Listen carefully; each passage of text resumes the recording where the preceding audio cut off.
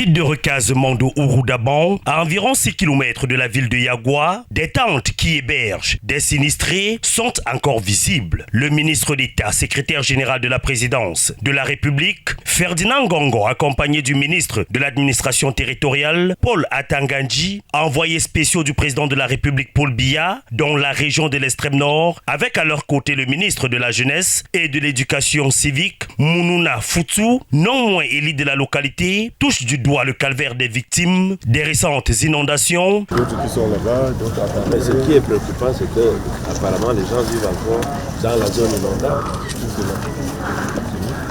Je dois penser à l'aménagement. Là où ça non, peut-être qu'on va regarder un peu par là-bas. Où ça inonde de plus. Là, ça a l'air d'être un peu plus... C'est là-bas ou bien c'est là? Donc tout ça, c'était dans l'eau. Hein. Vous voyez un peu le niveau où... Il faudra quand même qu'on fasse. C'est éviter que les gens ne s'installent dans les zones qui sont inondables. Ça va nous soulager. Ensuite, il faut qu'on essaye de voir comment reconstruire. Là où ils sont installés, il faut trouver des logements, il faut recaser. Et puis faire il faudra qu'on trouve une solution pérenne. Oui. Ils ne peuvent pas rester dans le provisoire indéfiniment. Exactement. Moi, je vais rendre compte au chef de l'État. Visitons, je regarde. Les membres du gouvernement marquent ensuite un arrêt sur le principal pont construit sur le fleuve Danaï, reliant le marché central de la ville au quartier Mamina, Kaskao, Dinamasa, entre autres, lieu aussi détruit par les inondations. Est-ce que ça continue à protéger? Non, malheureusement. Parce que l'eau monte un peu plus. Exactement. Pourquoi, vous savez? C'est ensablé. Le lit est complètement bouché. On n'a pas beaucoup de temps. Il y a un travail important à faire ici, qui est celui d'excaver. Et on ne peut faire ça qu'en saison sèche.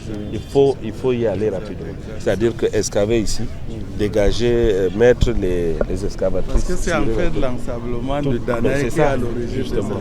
Parce que l'eau, on en a besoin. Parce que cette eau qui part là, en arrière-pays, là-bas dans les Yairé, on a besoin de ça. Mais seulement qu'elle parte sans causer de dégâts. Et qu'elle rentre sans causer de dégâts comme ça se passait avant. C'est ça. Bon, on va rendre compte au chef de l'État. Au cours de cette descente, ce 15 février 2025, le ministre d'État, secrétaire général de la présidence de la République, Ferdinand Ngongo, accorde des audiences aux autorités administratives, civiles, traditionnelles et élites de la localité. Sur le terrain, le constat est frappant. L'arrondissement de Yagua porte encore les stigmates des récentes inondations survenues le 19 septembre 2024. En rappel, c'est au village Dik Betsou que le ministre d'État, secrétaire général de la présidence de la République, est accueilli à sa descente d'hélicoptère. Après les civilités d'usage, l'envoyé du chef de l'État communie avec les populations.